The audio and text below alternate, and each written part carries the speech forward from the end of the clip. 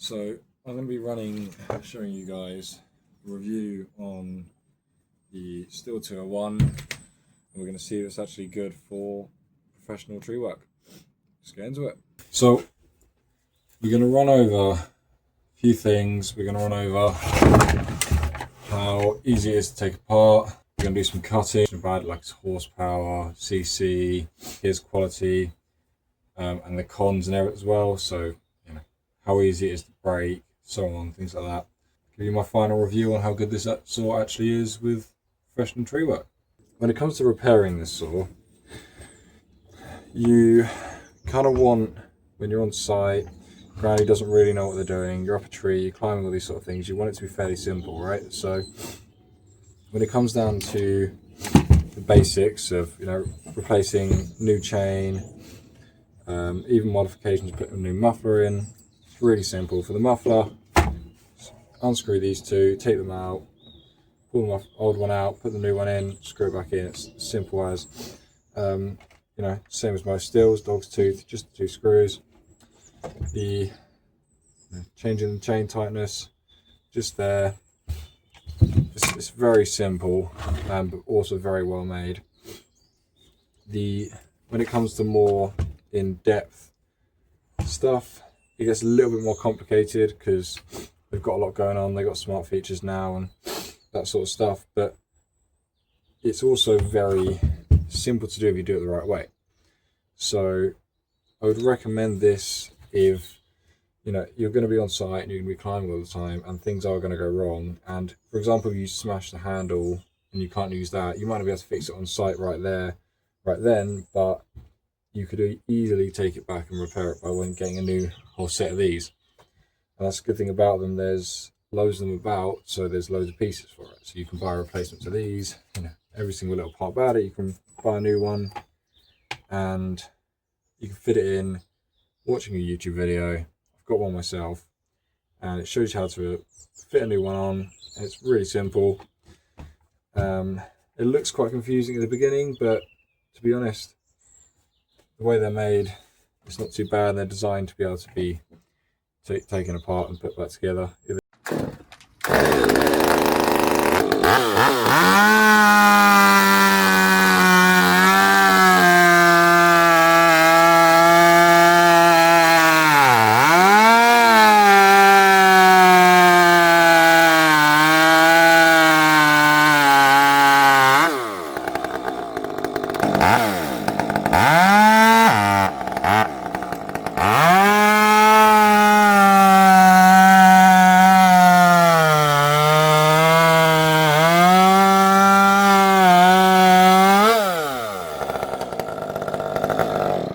So for this saw's power, weight and stuff, the weight when you take out like fuel bars and all the chains and stuff, the overall weight is about 3.7 kilograms, which in a way you're holding it all day, it's quite heavy, but obviously it's going to be in a harness and stuff. So if you're thinking about climbing with it, it's a good weight. I'd recommend it for weight wise.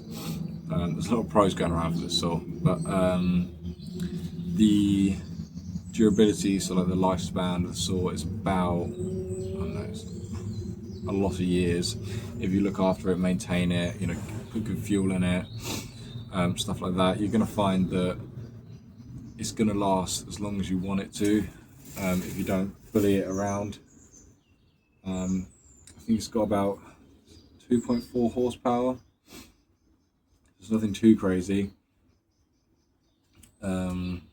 but it's the right amount of force to be going through the bar when you're up a tree, and you don't want to be ripping around. So like some of the Huskies they've made. I'll show you one thing you definitely shouldn't be doing. So if you get this saw and you start climbing and stuff and you think you're just going to be able to drop it, when you get this, snaps in half, all gets completely fucked.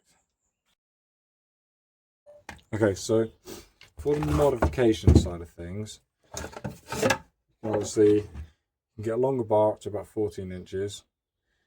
You can get different dog's teeth for it. You can get 3.1s.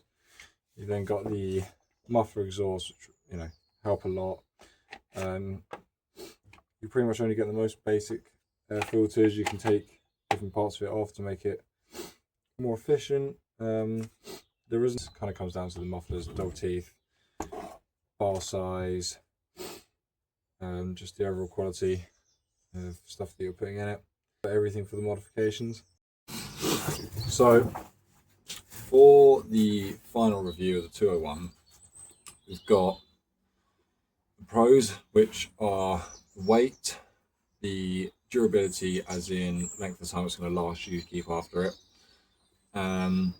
the ability to rebuild it, to take it apart, change any parts you need, get a longer bar, shorter bar, anything like that. The quality of everything that's made about it. So for example, although the handle is pretty shit, let's be honest, it is pretty crap, because you drop it on the floor, it's not going to bounce to the life of it, but it's an overall, if you're looking at it for a 201, you can't go, oh, I think the handle's going to break, because realistically the quality of it is good. It's not going to bounce, and if you hit it on anything hard, yank it too hard, it gets caught on something, it will break. But back to the cons of it. Filter system's really good. The chain brake quality is really nice, and things like the muffler exhaust is another pro. I think realistically it doesn't actually put that much quality back into the saw, but when it comes to like sound and how it looks and everything, it's awesome, right? You can really modify these and they're quite nice. Say that if you are doing professional tree work, it's these saws to go for. I mean, you can get lighter ones out there, but if you get lighter ones, you might get battery powered ones or all these other things, and they're not going to be that much lighter than this saw. It'll only be by a little bit, and to be honest with you, I think it's worth it. If you're trying to get all battery powered, this obviously isn't the right saw, but if you are looking for a good climbing saw, most people go for these, and I would really recommend it. Cons of this saw, the only thing I would really mainly say is a handle, and I know I've kind of taken that apart by saying it's actually not that bad, because it isn't, but the cons of it is the handle, because I didn't drop it very far, probably about 2 meters or something, which is decent height, but it did really screw it up, and that's the job done, right? And it's about £70, I think it was, for a replacement entire set handle, which you need to get if you're replacing it. The other con is the price of the saw. It's not very cheap. I think I got it for about £800, and if you're using it all the time, it is worth that, but it's still a very expensive saw, especially if you do then break the handle the next week or something like that, then it does build up. You do get parts fairly cheap for some of it, but the muffler exhaust they got there, I think that was about £60-70 as well, so it's quite an expensive saw, quite expensive to mod, tune it up and things, but I think it's worth it. Well, look, what I'm going to say is, if you think there's any more cons of 201, then chuck them in the comments. I'd love to know them. I haven't been using it for that long. I've been using it for about a year, so it'd be good to know. And any other pros, chuck them in there as well. It'd be good to see these things. But to be honest, overall, one of the best saws I've ever used, especially for climbing. It definitely beats any Husqvarna or Echoes I've used. So please reply in the comments, see what you think, see any comments. I can hear you all saying there's this and this wrong with it. So if there is, let me know. And otherwise, if you're thinking of getting a saw for climbing, do it, man. Get it 100%.